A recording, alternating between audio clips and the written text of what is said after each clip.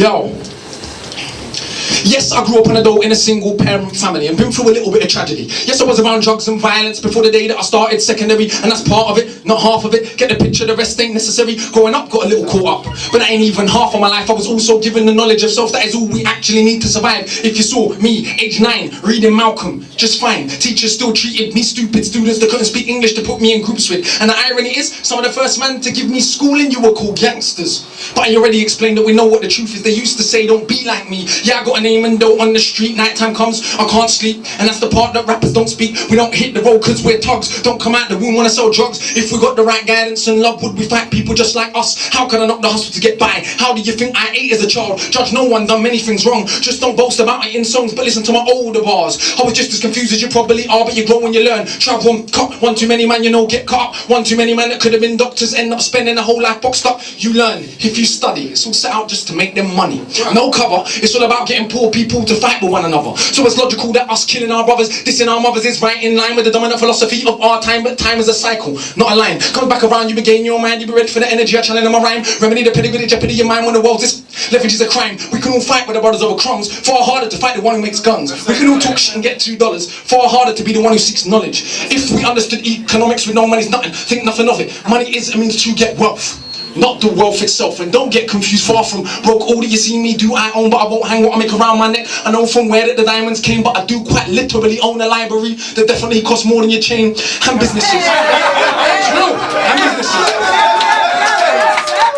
businesses. I'm properly far from starving. I eat quite properly and I don't care. I just said it for the kids. We need to know you're not broke to listen. We don't know an asset from a liability. They've never been shown nor told the difference. So we don't change situation. The richest man in Britain is Asian. That's significant, not coincidence. Asian people build businesses not by flossing, going out shopping, giving up their culture for everyone's profit. Who runs Bollywood? Indian people. Who runs our shit? So we shake our ass and dance as if racism just upped and vanished. But has it? No, it's right on course. You're beaten so bad you're trained to ignore. Let me not just make sweeping statements. Give me a second, I'll explain it. For small amounts of drug possession, there's more black people in jail in America than there is for rape and armed robbery and murder all put together. You can say they're just locking up thugs, but imagine they're in prison every middle class kid that had ever held drugs.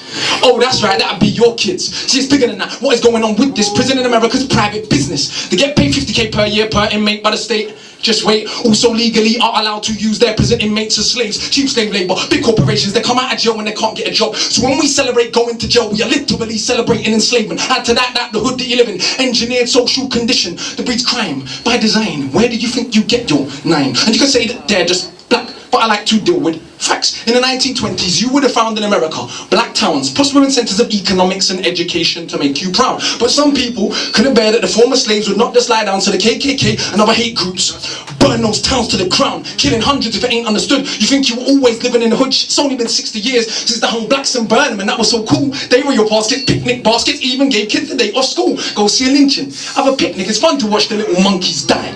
Then people act a little dysfunctional, and you want to pretend that you don't know why. If your colour means you can be killed and you're powerless to get justice about it, is it difficult to figure out how you would then end up feeling about it? And that ain't excuses, I'm just dealing with the roots of abuses that make a reality where a generation of young men speak of ourselves as dirt, casually. That's America, this Britain. Something similar, some different. In this country, the first enslaved were the working class. What's changed? Worse jobs, worse conditions, most tax. Look where you living. You go to the pub Friday night, you will fight with a guy, don't know what for, won't fight with a guy, and it's you and a tie who send your kids to die in a war. They don't send the kids to the politicians.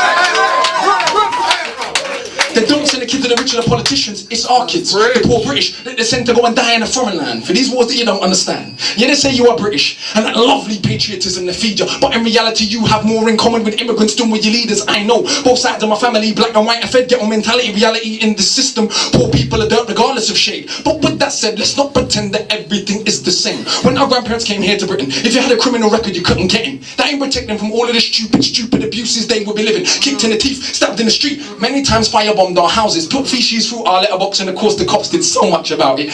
Daily, up to the 80s, people spitting in my pram because I was a coon baby. But of course, that has had no effect on why today we are crazy. And none of this was for any good reason.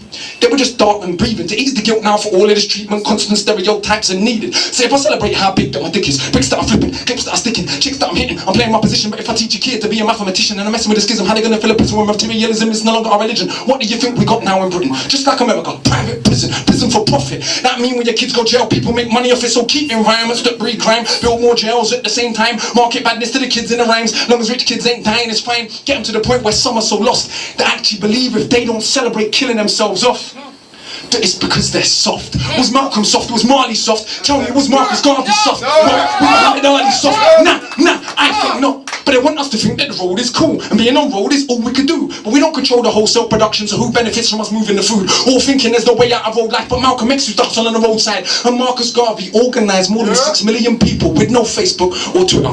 Why is it something you can't equal? Shit. One of my own homeboys did a 10 straight in the boxing yard. Now what's he doing? Passing his doctorate. Don't tell me that it's too hard. Who trained you to believe you're inferior? Songbo Evido in Nigeria are the remains of an ancient moat dug 1,000 years ago, 20 meters wide, 70 down, round the remains of an ancient town that's 400 square miles around. 400 square miles around. Please don't believe me, it was a documentary on BBC, but we ain't studying history. Too busy watching MTV, and MTV said wear platinum. Now everybody want to go and wear platinum, and MTV said pop magnums. Now everybody want to go and pop magnum. If MTV said drink prune juice, you would start hearing that in tune soon. Hey, today I never wore my car yet. Is it now less important what I got to say? Oh, when I drive a Mercedes, by the way, so everybody listen to what I got to say.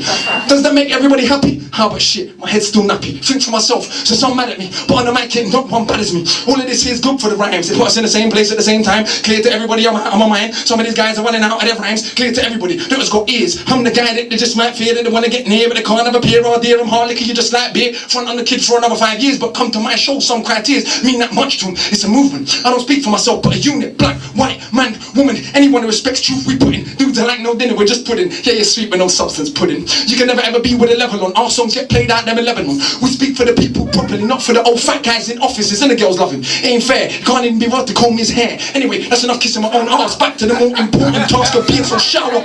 I got half the block screaming knowledge is power, and I ain't saying that I'll change rap back, but I do know this for a fact. Right now there's a youth on your block with his hands on his boots face screwed up, so he don't care, don't give up. They won't let nobody call his bluff, but the words go in. Open your shackles, once that's happened there is no going backwards. You start to see what is really happening. Who the enemy you should be attacking is. So read, stuck on the block, read, sitting in the box, read. Don't let them say what you can achieve, because when people are enslaved, one of the first things they do is stop them reading, because it is well understood that intelligent people will take their freedom. Because if we knew our power, we would understand we can't be held down. If we knew our power, we would not elevate not one of these clowns. If we knew our power, we wouldn't get arrogant when we get 2 pennies. If we knew our power, we would see what everybody sees, that we're rich already. But never mind MCs, go run for your mummy. I'm hungry, I run for my tummy. That's enough, back to worshipping money. I'm off, back to the study.